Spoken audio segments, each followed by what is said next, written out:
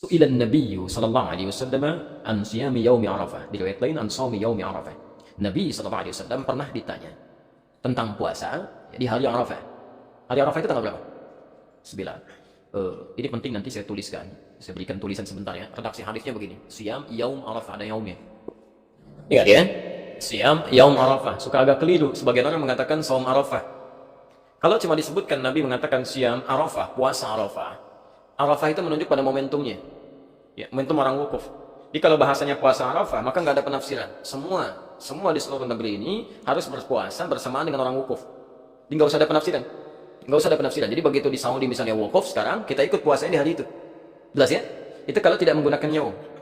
Tapi kalau menggunakan yaum itu disebut dengan dzarfuz zaman. Ya. Huruf yang melekatkan sesuatu pada waktunya, bukan momentumnya. Menunjuk pada waktu. Ya. Di yaum itu menunjuk pada waktu. Maksudnya apa? Hadis ini ingin menegaskan puasa ini dilakukan bukan mengikuti momentumnya, tapi mengikuti waktunya. Ya. Waktu orang wukuf tanggal berapa? 8 atau 9?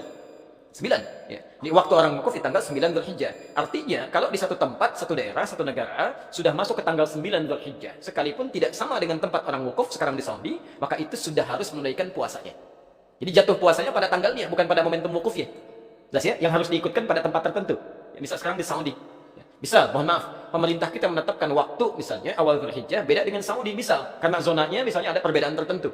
Ya, dalam hal tertentu, kondisi tertentu bisa saja. Nah, maka yang diikuti saat puasa Arafah itu bukan ikut ke yang wukuf, bukan waktu Saudi, tapi waktu sini. Ya, karena zona itu bisa berbeda, Pak. Ya. Saya sering katakan begini, Saudi dengan Indonesia beda berapa jam? Wah, antum ukurnya ke Jakarta 4 jam, di Papua 6 jam. Indonesia itu kan luas, dari Sabang sampai Merauke, ya kan? Masya Allah. Jadi kalau kita ukur dengan Papua 6 jam, Jakarta 4 jam. Nah, sekarang lihat begini misal, ini baru Papua ya, belum negara-negara lain yang bedanya cukup jauh. Ya, ketika Saudi menetapkan tanggal 9 Dzulhijjah, ya, misal maghrib di Saudi, misal jam 7, di Papua jam berapa? Udah jam 1. Udah jam 1 dari dini hari, di Saudi baru maghrib.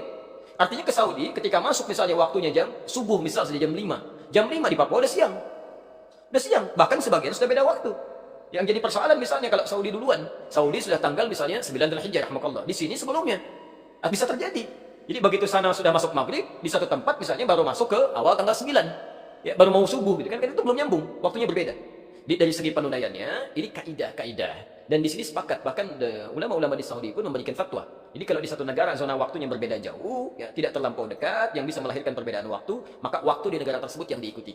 Kecuali kalau waktunya dekat, sekitaran Teluk, ya, UAE, Qatar, bahkan kami sampai ke Libya. Itu kalau Saudi musim haji sudah ikut waktu Saudi, ya, nggak ribut-ribut lagi. Kecuali kalau yang masanya cukup agak jauh seperti kita saat ini di beberapa tempat. Jelas ya? Jadi nanti kalau pemerintah menetapkan waktu misalnya bersamaan, alhamdulillah. Kalau tidak, ikuti waktu kita. Jelas ya? Baik. Itu pahalanya, Pak. Sehari aja, Bu. Sehari aja. Yukaffiru sanatal madhiyah wal baqiyah. Bisa menggugurkan dosa setahun berlalu. Plus menjaga tidak berbuat dosa setahun yang akan datang. Lumayan. Anda puasa sehari, dosa setahun gugur. Setahun, Pak.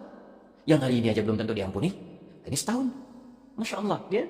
Dan yang paling menarik bahasanya, lihat cara menerjemahkannya ada sementara, mohon maaf yang keliru menerjemahkan. Ada yang mengatakan mengampuni dosa setahun berlalu dan setahun yang akan datang. Masya Allah, kalau setahun yang akan datang sudah diampuni dosa, berbuat dosa aja. Itu ada sendal di depan bagus-bagus, ambil nanti. Ya, Masya Allah. Karena nggak dihukum, dan dia dihukum nggak dihitung. Nah, itu cara berpikir yang keliru. Jadi menerjemahkannya, mengampuni dosa yang telah lalu setahun, dan menjaga orang ini tidak berbuat dosa untuk setahun yang akan datang. Artinya kalau ada orang, maaf ya, ada orang berpuasa Arafah, setelah puasa masih bisa berbuat dosa dari ujung kepala sampai ujung kakinya, berarti puasanya gagal. Jelas ya, puasanya gagal.